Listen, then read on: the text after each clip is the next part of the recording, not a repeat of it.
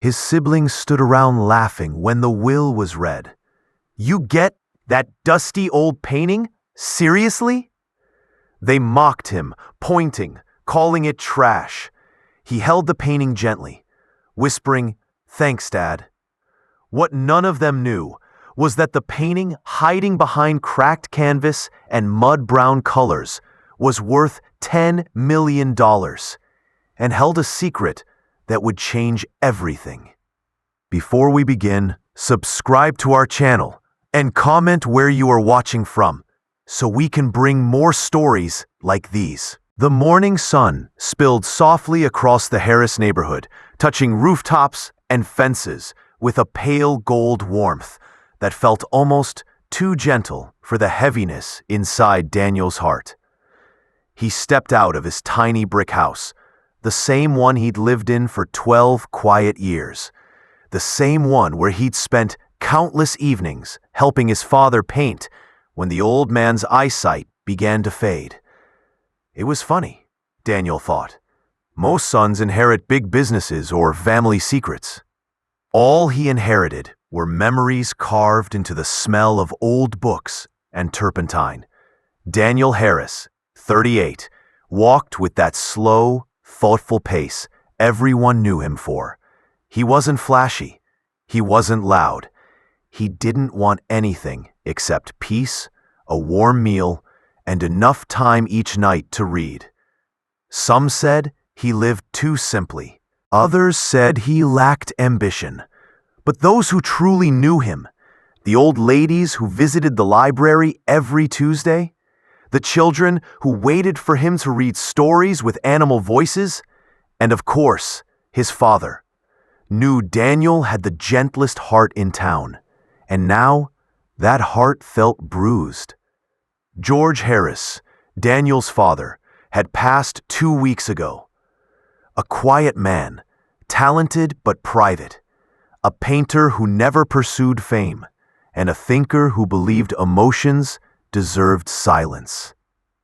George raised his 3 children alone after their mother left when the youngest was barely walking. Jessica and Ethan remembered the abandonment as betrayal. Daniel remembered it as a turning point, a moment when he became closer to the man who never once raised his voice. Now Daniel carried the weight of losing the only person who ever understood him. He walked slowly across the yard, heading for his car, his father's car, an old dusty sedan Daniel kept running with love more than skill. The dawn breeze tugged at his shirt like a little kid begging him not to go. Today was the will reading. Today he would sit in the attorney's office across from the 2 siblings who measured life by what could be bought, not what could be felt. Jessica would arrive in her luxury SUV, sunglasses that cost more than Daniel's rent, hair perfect, nails perfect, everything perfect, except her attitude. She hadn't visited their father once during his last year. Too busy selling houses, too busy upgrading her lifestyle, too busy being too busy. Ethan, the oldest, would show up acting like he owned the entire family name. Loud, impatient, drowning in debt but pretending to be a business genius.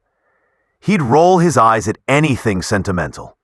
He'd mock Daniel's clothes, Daniel's career, Daniel's softness. He always did. Daniel sighed as he clicked the keys and opened the car door. He wasn't angry at them, not yet.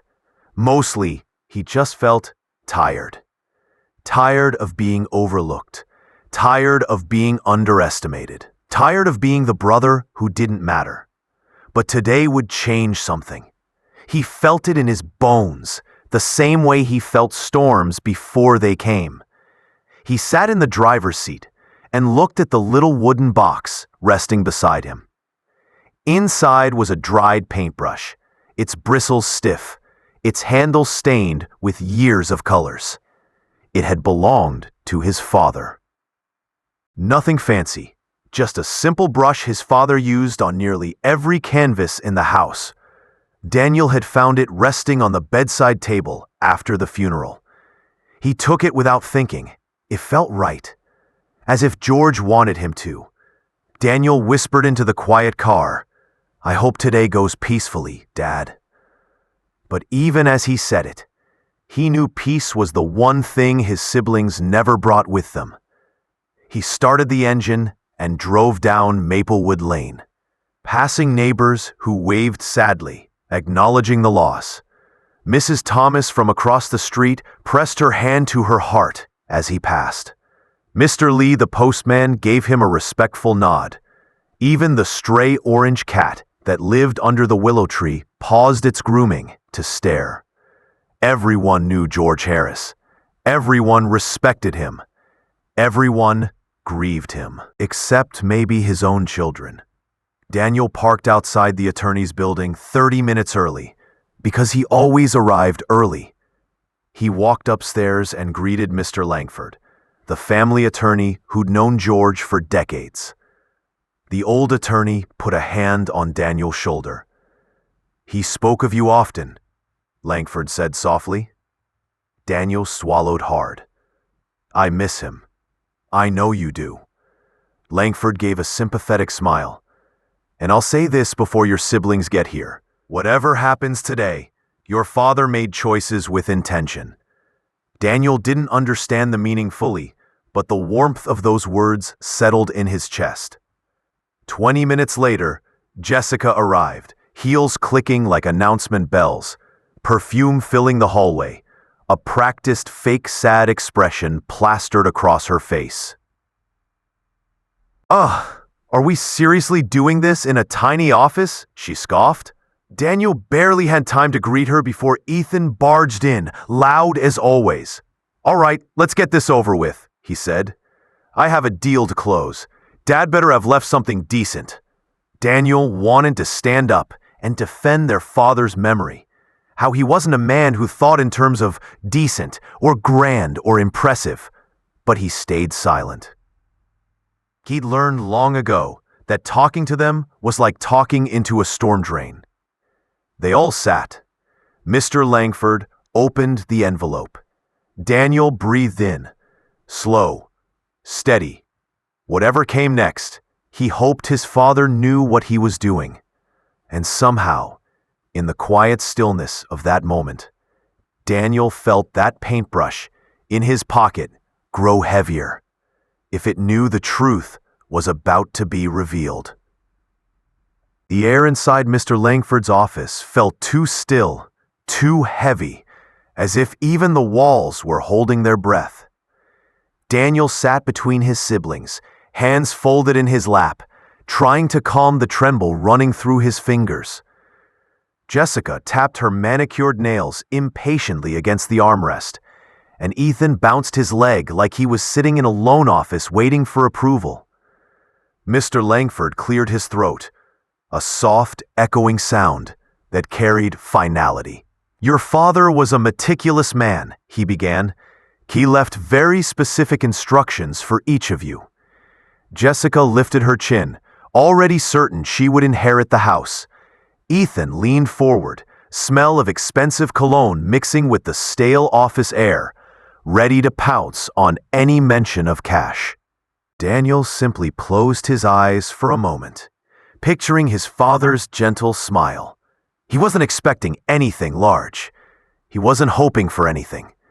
He just wanted to honor the man who had raised him with patience and art and quiet wisdom. Mr. Langford opened the envelope and unfolded the handwritten will. It felt like the room leaned closer to listen. "To my children," he read, voice steady. "You each walked different paths. You each sought different things, and so I leave you each what you truly need." Jessica smirked, a smirk dripping with entitlement. Ethan whispered under his breath, "Finally." But Daniel's heart tightened. He knew his father never chose gifts based on cost. He chose based on meaning. Mr. Langford looked directly at Jessica. "To my daughter Jessica," he read, "who has always valued beauty and presentation. I leave the jewelry pieces your mother once loved. Jessica blinked. For a moment she didn't understand. Then, Mr. Langford opened a small velvet pouch and slid it toward her. Inside were 3 old rings, a tarnished necklace, and a pair of earrings. Her jaw dropped. "This!" she hissed. "This junk?" Daniel flinched at her cruelty, but the attorney continued unfazed. "To my son Ethan," he read, turning to the eldest, "who always wanted to be like me, practical, hard-working, and grounded. I leave my old truck." Ethan's mouth fell open. "The truck?" he barked. "The one with the peeling paint? The one that barely runs? You're joking, right?" Mr. Langford shook his head. He left instructions not to debate. Jessica burst into laughter. "Oh my God, Ethan, he played you worse than me!" Ethan shoved his chair back violently, face red. "This is bull!" But Daniel barely heard them. His heartbeat echoed in his ears as the attorney lifted the last item, a dusty painting wrapped in brown paper, edges cracked, frame old and worn. "And finally," Mr. Langford said softly, "to my youngest son Daniel, I leave the painting that hung over my bed." Daniel stared at it, stunned. Jessica scoffed loud enough to fill the entire floor. "Are you serious? A painting? That thing isn't even worth $20. Ethan snorted.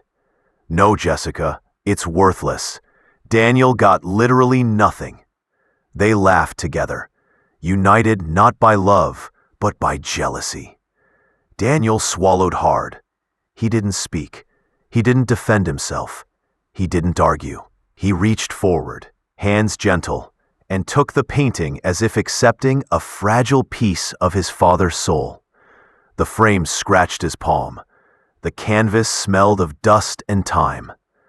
But Daniel felt something neither sibling noticed, a faint warmth beneath the surface, like emotion soaked into the brushstrokes. Mr. Langford studied Daniel with quiet eyes. "Your father told me," he said carefully, "that this painting would take care of you." Jessica rolled her eyes so dramatically it looked painful. Ethan barked out a mocking laugh. "Take care of him? With what? Sentimental value?" Daniel didn't look up. He just held the painting close. Jessica stood abruptly. "Come on, Ethan. We wasted our time. Daniel can have his little charity painting. We're done here." Ethan grumbled and stormed toward the door, muttering curses under his breath.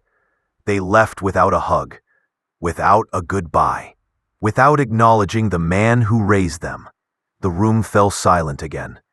Daniel sat there, holding the painting on his knees, staring at the old cracked frame. Mr. Langford broke the quiet gently. "Your father believed you would be the only one to look closely," he said. "He was very sure of that." Daniel blinked, confused. "Look closely at what?" The attorney only smiled, sadly. "You'll know when the time is right." Daniel stood slowly, painting pressed to his chest like a shield. Just before he walked out, he whispered without meaning to, "Thank you, Dad." As he stepped into the hallway, the door closing behind him, he felt something shift. Lightness under the heaviness, hope under the grief, a spark beneath the dust. He walked toward his car with the painting tucked under his arm, unaware that hidden beneath the dirt and age, a signature waited to be revealed, and with it, the truth that would rewrite his entire life. Daniel carried the painting through the parking lot like it was made of glass. He wasn't embarrassed, despite the scene Jessica and Ethan made. He wasn't angry either. Mostly, he felt hollow. Grief had been living in his chest for months, but today, it felt heavier, like a weight he couldn't shift. His siblings stood by Jessica's expensive SUV, still talking loudly enough for him to hear. They didn't even lower their voices. I can't believe Dad left him that, Jessica scoffed.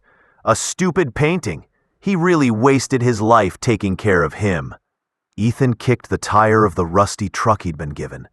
This is ridiculous. He gave me a junkyard truck and gave Daniel a, what? A decoration? Dad must have lost it before he died. Jessica laughed. Daniel was always his pet. The emotional one, the sensitive one. Dad probably thought that stupid painting would make him feel special. Daniel kept walking. He didn't owe them an explanation. He didn't owe them a fight. He just unlocked his old sedan and gently placed the painting in the back seat, laying it flat so it wouldn't crack more than it already was. But before he could close the door, footsteps echoed behind him. Jessica, of course. She leaned against the frame of the car, arms crossed, fake smile plastered on. Danny, she cooed in that condescending voice that made him feel 8 years old again. Before you get all dramatic and emotional, why don't you just give us the painting? Daniel blinked slowly. It was Dad's gift to me. Jessica laughed. A gift? Please. Dad wasn't thinking straight at the end. You know that. He didn't mean to leave us with nothing. The house was supposed to be mine. Ethan walked up behind her, smelling like cheap anger and expensive failure. Yeah, and the money? That should have gone to me. Dad knew I needed it. Daniel stepped back, gripping the car door. You both got what he meant for you. Jessica's smile dropped. Her tone turned sharp. Don't be stupid. That painting is pointless. You don't make enough money to be sentimental right now. Give it to us, and we'll figure out how to divide it. You can take a small cut if it's worth anything. Daniel stared at her. Jessica spoke of cut as if there was something to cut. Ethan leaned close, breath hot with irritation. Show us the painting. Daniel pulled the door close instinctively, blocking their view. It's mine, he said quietly. Dad chose it for me. Jessica's jaw twitched. You're being unreasonable. Daniel shook his head. I'm respecting his wishes. For a moment, the old parking lot felt like a battleground. 3 siblings, 3 different hearts, 3 different histories. Jessica broke first, throwing her hands up. Fine. Be pathetic like always. Enjoy your dust rag. Ethan added one last jab. When you realize it's worthless, don't come crying to us. They stomped off, muttering to each other about unfairness, about how Daniel was always favored, about how their father never appreciated their hard work. Daniel finally exhaled. He closed the car door gently, like sealing away the last piece of his father he had left. The drive home was quiet. He kept glancing at the painting in the rearview mirror. The way the fading sunlight caught the chipped gold frame, the way the dark canvas seemed to hold layers beneath layers. He didn't know why, but something inside him pulsed, like the painting was watching him, like it was waiting. When he reached his small townhouse, he carried it inside carefully, placing it on the kitchen table. Dust fell from it in soft clouds. The canvas sagged slightly in the middle, and the colors were nearly drowned under age. He brushed his fingers lightly across the surface. A whisper of dust drifted away, and underneath was something else. A curved line of deeper color, a brushstroke too intricate to belong to a cheap print, a faint signature buried beneath grime and time. His heart skipped. Dad, he whispered. He grabbed an old microfiber cloth and a bowl of warm water, hands trembling. His father had once taught him how to clean delicate surfaces when they restored an antique bookshelf together. Gentle, Daniel, his father had said. Truth hides under dust. You have to earn the privilege of seeing it. So Daniel worked slowly, carefully, wiping the frame, the edges, the corners. And then, right near the lower right corner, under a thick patch of dirt, a loop of ink appeared, a hidden flourish, a signature. But it wasn't English, it wasn't modern, and it definitely wasn't the mark of some unknown hobbyist painter. Daniel leaned in, heart pounding, breath shaking. It looked like the beginning of a name he'd seen before, carved into the spine of an old art book in the library. A name whispered with reverence among collectors. A name that could rewrite everything. He wiped again. More letters emerged, more form, more truth. His pulse hammered in his ears. "Oh my God," he whispered. Because suddenly, he knew. This painting wasn't cheap. This painting wasn't random. And his father had known exactly what he was doing. He stepped back, chest tight, tears forming. The room felt too small for the truth that was beginning to surface, and the truth was only just beginning. Daniel stood frozen at the edge of the kitchen table, staring at the faint loops and strokes slowly coming to life beneath the grime.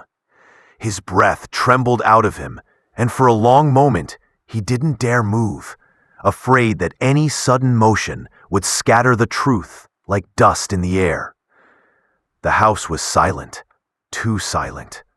The kind of silence that made your heartbeat feel loud.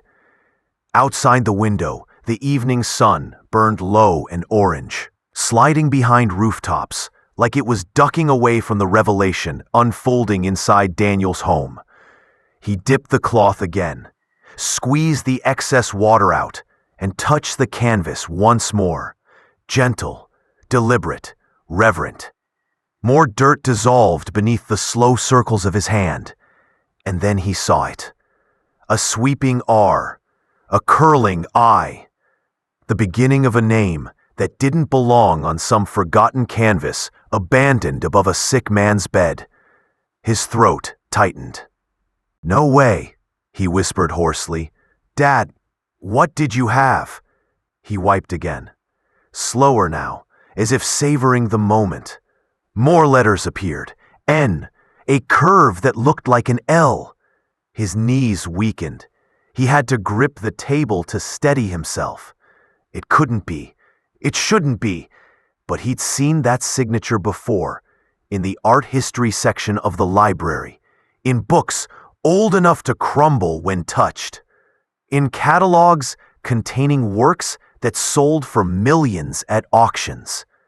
"Giovanni," he whispered, barely able to breathe the name. He wiped one last time, revealing the final stroke. Rinaldi. The room seemed to tilt. His vision blurred for a moment. Giovanni Rinaldi, one of the most enigmatic artists of the early 20th century. A painter whose early works were lost in fires, wars, and private collections. A ghost of the art world. And now one of his missing paintings was sitting on Daniel's $40 kitchen table under a cheap overhead light. Daniel staggered back, hand over his mouth, emotions crashing into him all at once. Shock, fear, awe, disbelief, grief, gratitude. "Dad," he whispered again. "You knew, didn't you? You knew." He sat down slowly, painting still glowing under the last streaks of daylight. His father, a quiet man who never boasted, who never asked for applause, who lived humbly but saw beauty in unexpected places, had kept a fortune hidden in plain sight. Not for Jessica, not for Ethan, not for himself, for Daniel. Because he knew Daniel would take care of it, would look deeper, would see. A soft knock pulled Daniel out of his shock. 3 short taps. He froze. Nobody visited him this late. Nobody came without calling. Nobody. Except Daniel. Jessica's voice cut through the door, sharp, impatient, dripping with entitlement. Open the door. We need to talk. Daniel flinched. Ethan's deeper voice followed, trembling with anger. We know that painting is worth something. You better open up before this gets ugly. Daniel's stomach nodded. He glanced at the painting, half restored and glowing like a buried treasure in the dim kitchen. He couldn't let them see it. Not now. Not ever. The knocking grew louder. Daniel, Jessica snapped, now full-on yelling. We spoke to the attorney. He said Dad mentioned the painting. We want to look at it right now. Daniel grabbed the painting with both hands and hurried down the hallway. He placed it inside his father's old storage closet, behind boxes, behind coats, behind anything he could move quickly. The banging turned into pounding. Open the door, Ethan roared. Daniel's heart slammed against his ribs. He wasn't scared of violence. Ethan wasn't that type. He was scared of losing what his father entrusted to him. He walked toward the door and cracked it an inch. Jessica shoved it wider, forcing herself inside, eyes wild. Where is it? She demanded. Where's the ugly painting Dad gave you? Daniel stood in front of the hallway, blocking the view. Why? He asked, voice calm despite the storm inside him. Because Dad told Langford it had meaning, Ethan snapped. Meaning equals money. You're not stealing from us. Daniel's shoulders squared, not aggressively, not arrogantly, but with quiet certainty. He didn't leave it to you, he said. He didn't leave it to both of us. He left it to me. Jessica's voice dripped with venom. But why? You're a nobody. You've always been a nobody. Daniel's heart stung, but he didn't move. He knew what he was doing. Ethan stepped closer, towering over him. We want the painting, Daniel. Don't make us call the police. We'll say you manipulated Dad. We'll say you tricked him. We'll say anything. Daniel didn't flinch. It was the first time he realized he no longer feared them. He no longer shrank under their cruelty. He no longer felt like the invisible brother. No, Daniel said softly. You can't have it. Jessica's face twisted with rage. This isn't over, she hissed. Not even close. They stormed out, slamming the door behind them so hard, a picture frame tilted on the wall.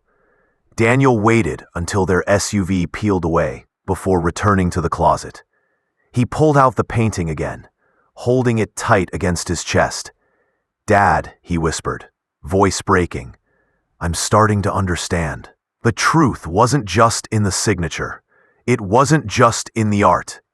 It was in his father's message. The world sees trash before it sees truth. Daniel will know how to look. And now, with the painting half cleaned and the secret halfway revealed, Daniel knew this was only the beginning.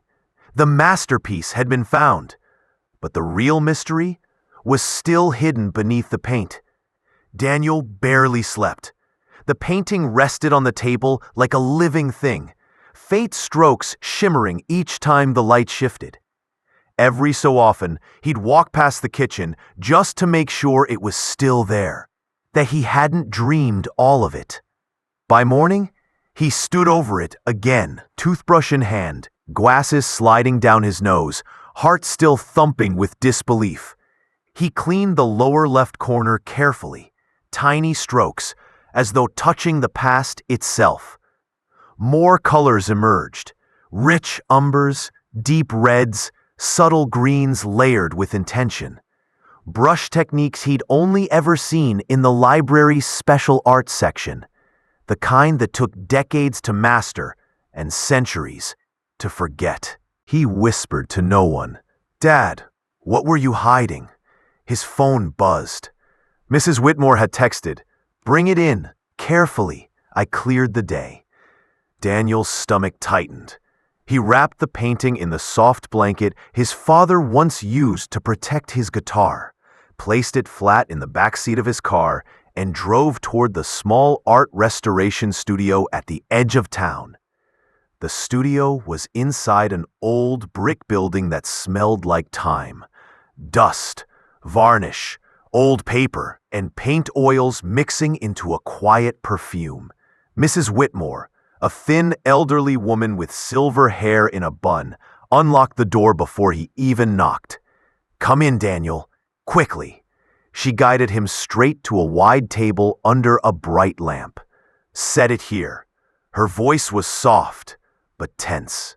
Too tense. Daniel set the blanket down, unwrapped the painting, and tried to keep breathing. She leaned in without touching the canvas, her eyes widening as the signature, half revealed from last night's cleaning, gleamed under the lamp. "Oh my God," she whispered. Daniel's chest tightened. "It's real?" She didn't answer. Instead, she pulled out a magnifying glass and leaned closer. Her hand trembled. "This," she breathed. "This is impossible." Daniel swallowed. "Mrs. Whitmore, please, I need to know." She looked up at him, really looked, like she was seeing him for the first time. "Daniel, this is a Rinaldi." His knees weakened. He gripped the table. She continued, voice shaking. "Not just any Rinaldi. This is one of the rumored missing works from his early period, the Vespera cycle. Historians thought these pieces burned in the 1934 Venetian warehouse fire." Daniel blinked rapidly.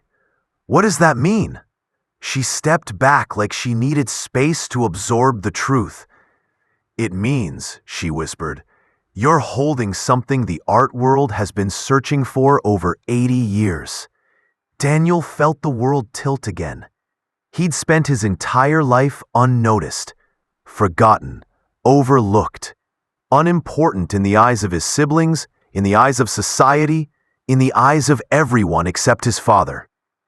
Yet somehow, his father left him something priceless." Whitmore moved around the canvas, inspecting edges, pigments, underlayers. "This wasn't just hanging above your father's bed, Daniel," she murmured. "This was protected, preserved. Someone knew exactly what they had." Daniel's breath caught. His father's old journal entry flashed in his mind. "The world sees trash before it sees truth. Daniel will know how to look." His voice cracked. He knew. "My dad knew what it was." She nodded slowly. "A man like your father, he might not have wanted fame, or money, or chaos. He wanted someone who would understand the value. Someone humble." Daniel's eyes burned. Mrs. Whitmore wiped a tear of her own, then straightened and took a steadying breath. "Daniel," she said firmly, "this needs authentication and privacy. If this gets out, your siblings won't be your only problem. Collectors will swarm. Museums, brokers, auction houses, even thieves." Daniel exhaled shakily. "What do we do?" She lifted a trembling finger. "We call the museum director, quietly, today, and we authenticate it under sealed review." Daniel nodded, though his entire world felt foreign. "Okay, yes, whatever you think." But before she picked up the phone, she looked at him carefully. "Daniel, if this is real, you're not just inheriting a painting." He looked at her confused. "Then what?" She gave the smallest, knowing smile. "You're inheriting a legacy." She dialed the museum director. Within 30 minutes, a black sedan pulled up outside the studio. Out stepped Dr. Alden Reeves, one of the most respected art historians on the East Coast. White coat, sharp glasses, serious eyes. He shook Daniel's hand firmly. "Mr. Harris, Mrs. Whitmore tells me you have something of extraordinary interest." Daniel nodded nervously. They gathered around the painting again. Dr. Reeves leaned in under the bright lamp, silent for so long that Daniel's pulse began pounding in his ears. Finally, the historian exhaled sharply. "Mrs. Whitmore, where did you say this came from?" "His late father," she replied quietly. Dr. Reeves removed his glasses. He rubbed his eyes. This is, if authentic, a masterpiece. Daniel's hands shook. He clasped them together tightly. The historian studied the pigments, the underpainting, even the cracking pattern. Then he whispered something Daniel would never forget. I would estimate this piece, conservatively, at $10 to $12 million. Daniel felt the world stop. 10 million? His mouth opened, but no sound came out. He felt lightheaded, dizzy, hollowed out and filled all at once, like the universe had cracked open and poured stars down on him. Dr. Reeves wasn't done, and if this is truly part of the lost Vespera cycle, Mr. Harris, you may have inherited one of the most valuable lost artworks in modern history. Daniel's vision blurred with tears. His father's face flashed in his memory, quiet, gentle, smiling as he painted toy wooden boats Daniel played with as a child. Dad, he whispered, why me? Mrs. Whitmore placed a hand on his arm. Because you're the only one who would have treated it like something worth protecting. Daniel closed his eyes. Then his phone buzzed in his pocket. A text from Jessica. We're coming back tonight, and we're not leaving without that painting. His blood ran cold. Whitmore saw the look on his face. What is it? Daniel inhaled shakily. My siblings, they know. Dr. Reeves exchanged a grim glance with her. We need to secure this painting now. Today. Daniel nodded. Yes, this painting wasn't leaving his sight. Not ever. Daniel drove home from the museum in total silence. The city lights blurred through the windshield like streaks of white fire, but he barely noticed. His hands were glued to the steering wheel, as if letting go would make everything crash. Not the car, but the fragile new world he'd just stepped into. $10 million. He whispered the number again, not believing it. 10 million. But the weight wasn't in the number. It was in the truth. His father knew. His father protected this painting for decades.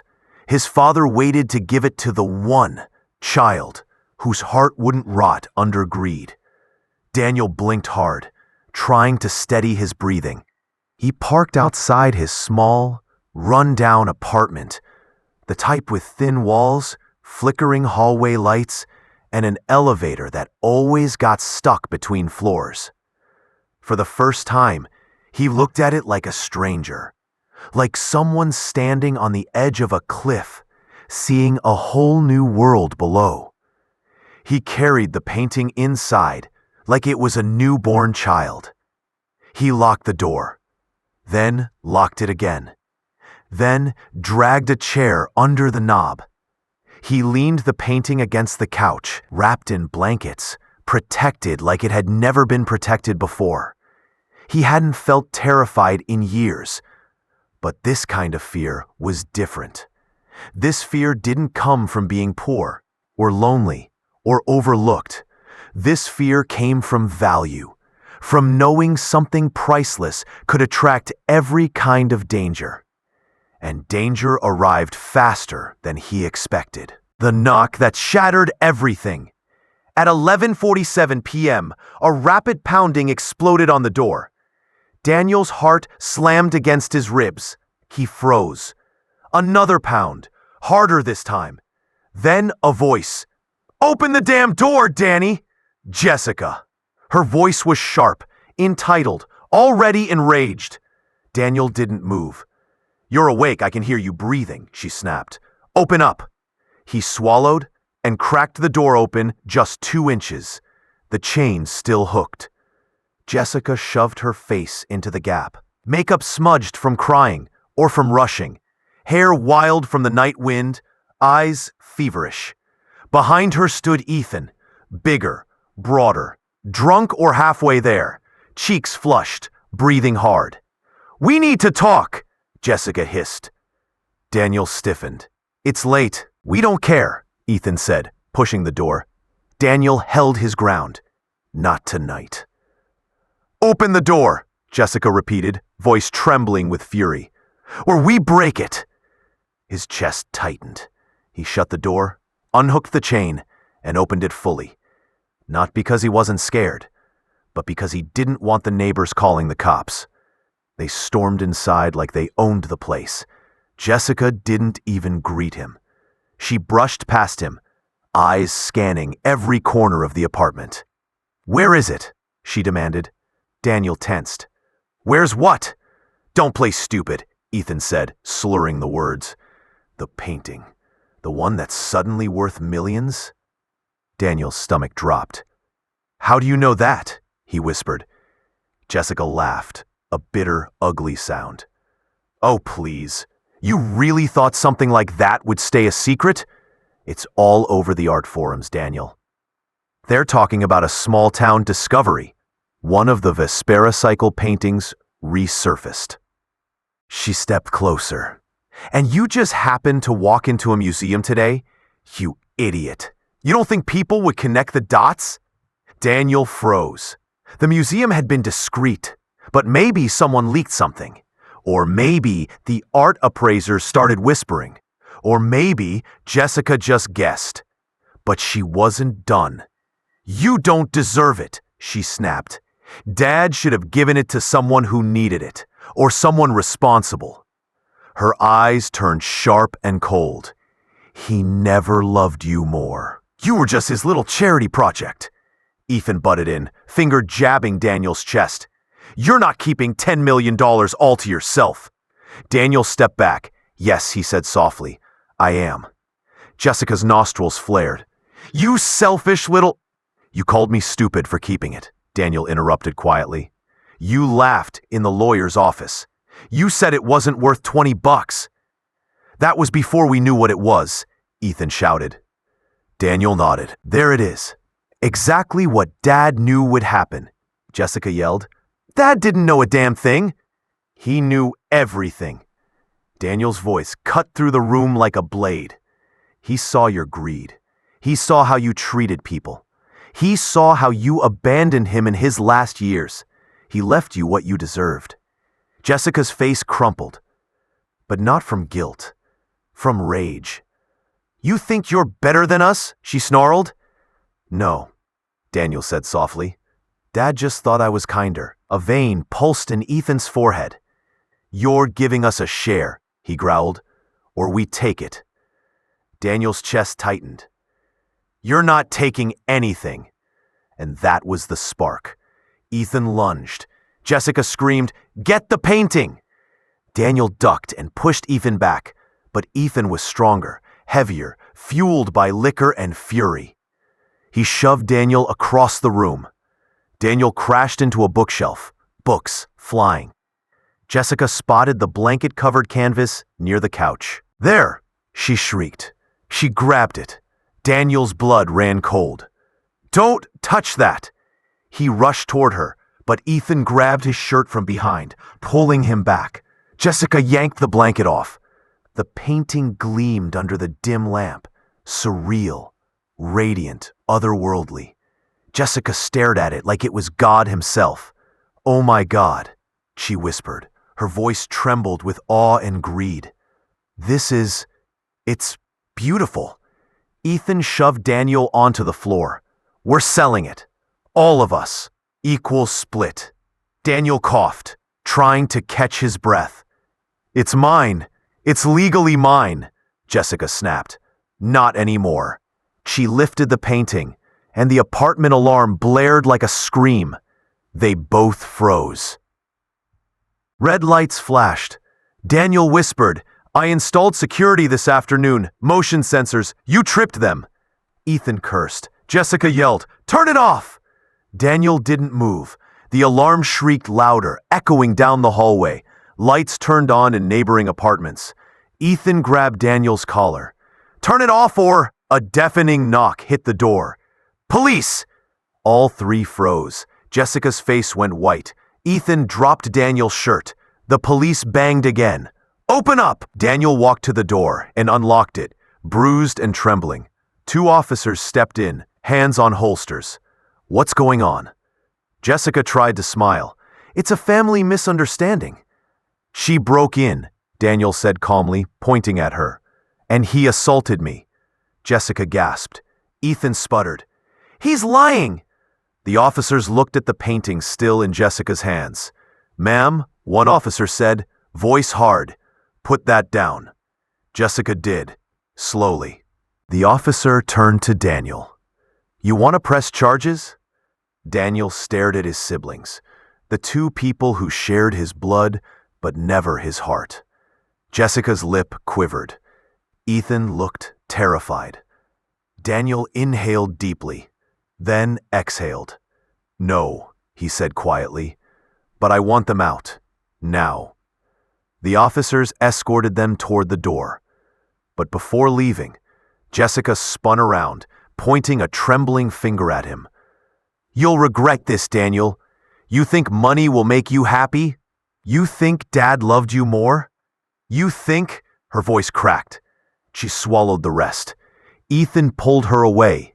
The door slammed. Silence. Daniel collapsed onto the couch, trembling, staring at the painting, the masterpiece his father protected for decades. Tears finally spilled down his face. Not from fear, not from anger, from relief. It was his, not because of money, but because of love. The love of a father who had seen his gentle heart long before the world ever would. Daniel whispered into the dim room, Thank you, Dad. I won't let anyone hurt what you protected. Outside, the night remained tense. Inside, his heart finally felt like it had a home. Daniel didn't sleep that night. He sat on the couch, wrapped in a blanket, staring at the painting like it was a portal to another world. One his father walked through long before him. The apartment was dim, silent except for the soft hum of the refrigerator. Every few minutes, Daniel's eyes drifted toward the window, half afraid his siblings would return with even more desperation. But they didn't. The storm had passed, at least outside. Inside, Daniel felt like the storm was just beginning. He stood up, approached the painting, and slowly set it on the kitchen table, the one with mismatched chairs and a chipped corner he always meant to fix. For a long moment, he just stared at it.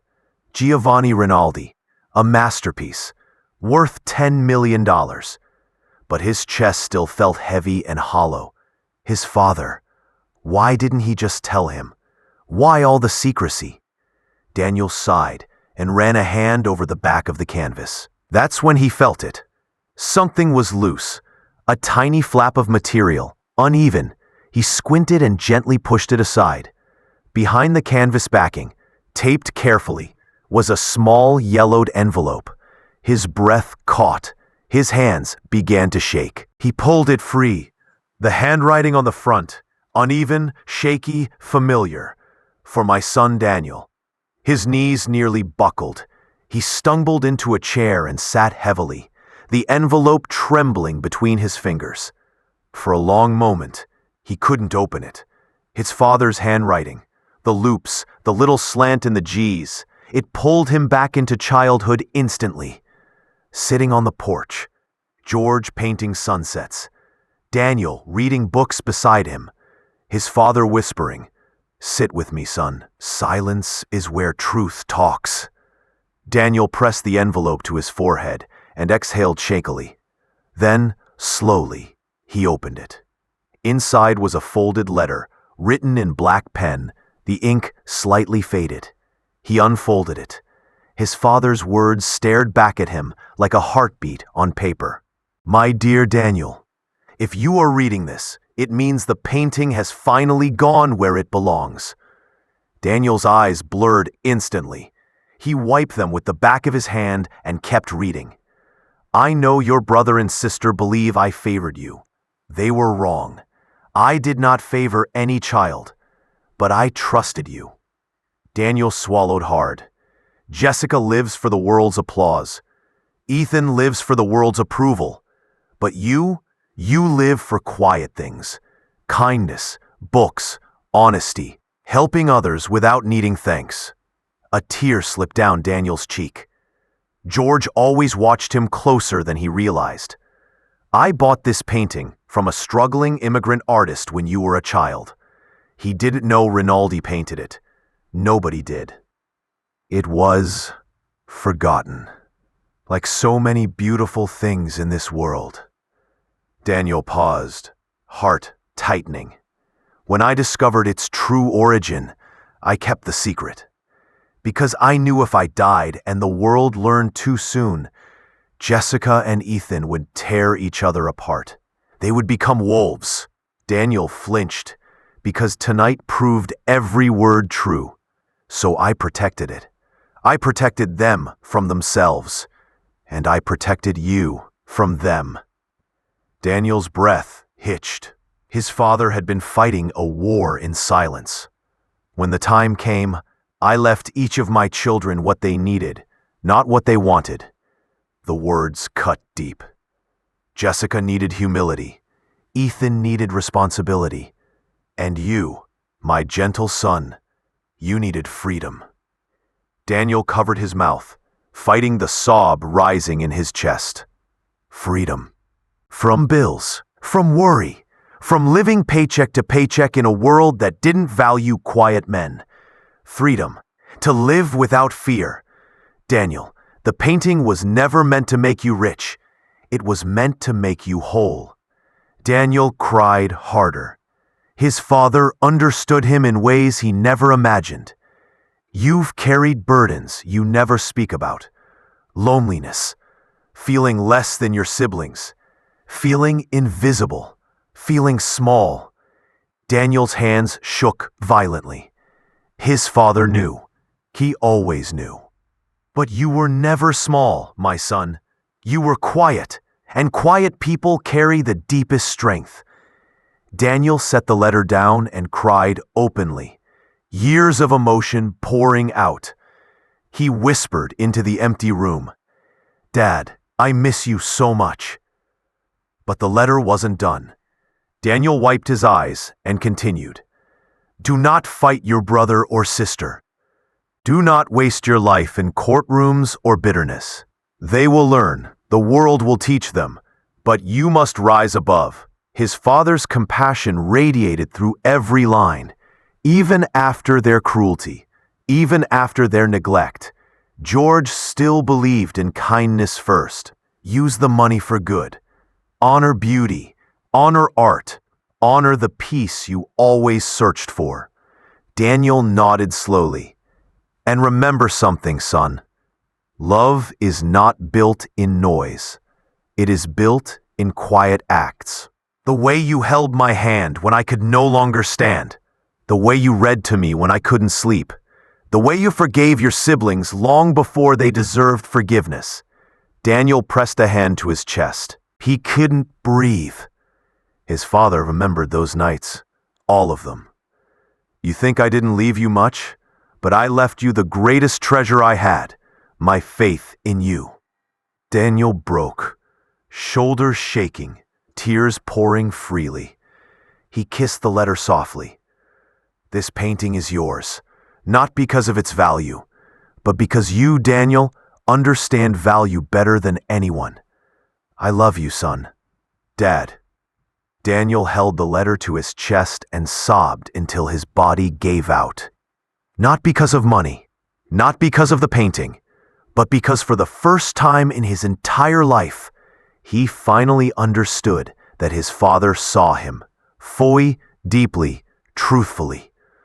Every quiet part, every gentle part, every invisible ache, Daniel whispered into the dim apartment. I love you too, Dad, and I'll make you proud. He folded the letter carefully and placed it back behind the painting, the place his father chose, not hidden, protected, like love. Morning sunlight crept through Daniel's curtains like a soft invitation. For the first time in months, maybe years, he felt rested. Not lighter exactly, but steadier, Like something inside finally clicked into place. He showered, dressed in simple clothes, jeans, a worn flannel shirt, and walked toward the painting one last time. The masterpiece sat on the kitchen table, wrapped carefully in protective cloth now. It wasn't just a canvas anymore. It was a heartbeat, a legacy, a bridge between him and a father who always saw deeper than words. Daniel touched the corner gently. "Thank you, Dad." Then he loaded it into the car. The sale, but not for riches. The museum director met him outside the State Museum, nearly vibrating with excitement. "Mr. Harris, you're early. We've prepared a special vault for it." Daniel smiled politely. "I'm not here to auction it to the highest bidder. I'm gifting it, with conditions." The director blinked, stunned. "Gifting a $10 million painting?" Daniel nodded. "I'll sell it for $1, on one condition. It must stay in this city. My father loved this place. It deserves beauty." The director swallowed hard. "Mr. Harris, your father raised an exceptional man." For the first time, Daniel believed it. He signed the paperwork, a simple signature that changed everything. He left the museum without the painting, but with something far more valuable: purpose. What he does with the money? Of course, Daniel still received the museum's endowment, a large honorarium, as they called it, for the rights to display and insure the piece. $10 million. More money than Daniel ever imagined in his quiet, small life. But he didn't see dollar signs. He saw stories, faces, children, his father. Daniel sat at his kitchen table that night with a notebook and wrote, "What do I want to build in this world that Dad would be proud of?" He made 3 decisions. 1. He paid off the library's debts. The small local library where he worked had been struggling for years. Leaking roof, outdated computers, shelves falling apart. Daniel walked in the next morning with a check. The director burst into tears. "You've saved us," she whispered. Daniel smiled gently. "No, my father saved us." He started a fund for foster kids. Daniel had grown up in the system. So did many of the kids who came into the library, looking for warmth in a cold world. He created a scholarship, the George Harris Opportunity Fund. Every year, dozens of kids would get money for college, housing, therapy, art programs, whatever they needed to feel seen. He bought a home, not a mansion. Daniel toured expensive houses, huge kitchens, marble floors, balconies with city views, but none of them felt like him. He chose a small, cozy house near a quiet park, with a garage he could turn into an art studio and a porch swing like the one his father loved. When he got the keys, he stood in the empty living room and whispered, "We're home, Dad." The art center, his true dream. Something still tugged inside him, a gentle whisper, from the painting, from the letter, from every memory of watching his father paint with soft hands and tired eyes. Daniel decided to build one final gift to the world: the George Harris Community Art Center. A warm space for anyone, kids, seniors, struggling artists, mothers, teens, to come and paint, sculpt, write, or simply sit in peace. No fees, no judgment, no barriers, just creation, just healing, just heart. Builders volunteered. Local artists donated supplies. Neighbors who once ignored him showed up with paintbrushes. It took 4 months. When the center finally opened, Daniel stood in the doorway, overwhelmed. Kids ran inside. Paint splattered on aprons. Old women crocheted in a sunlit corner.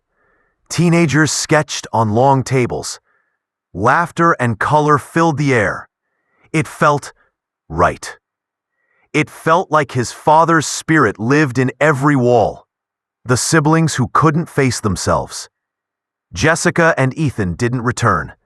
Not for apologies, not for forgiveness, not for peace. They drifted away, heavy with shame and regret. But Daniel didn't hate them. His father's words echoed, "Do not waste your life in bitterness." So Daniel prayed they would find their own lessons someday. He hoped life would soften them, the way grief had softened him. But he didn't wait for them. He moved forward. The final scene, a full circle of peace. 3 months later, Daniel unlocked the new art center early in the morning. Sunlight poured through the windows like liquid gold. On the main wall, framed in elegant dark wood, hung a replica print of the Rinaldi masterpiece, the only luxury Daniel allowed himself. He placed a small brass plaque beneath it, in honor of George Harris, who saw beauty before the world did. Daniel touched the frame gently and whispered, "You took care of me, Dad. Now I'm taking care of them." Behind him, children spilled into the room laughing, paintbrushes already in their hands. Daniel turned, smiling softly. This noise, this joy, this healing, this was the real inheritance. Not $10 million, not fame, not recognition, but the chance to change lives, the way his father changed his. Outside, the sun climbed higher, washing the center in warm light. The camera pans out. Kids painting, mothers smiling. Daniel standing quietly in the corner, watching his father's legacy bloom. And slowly, black text fades onto the screen. Value isn't in what you inherit, but in what you honor.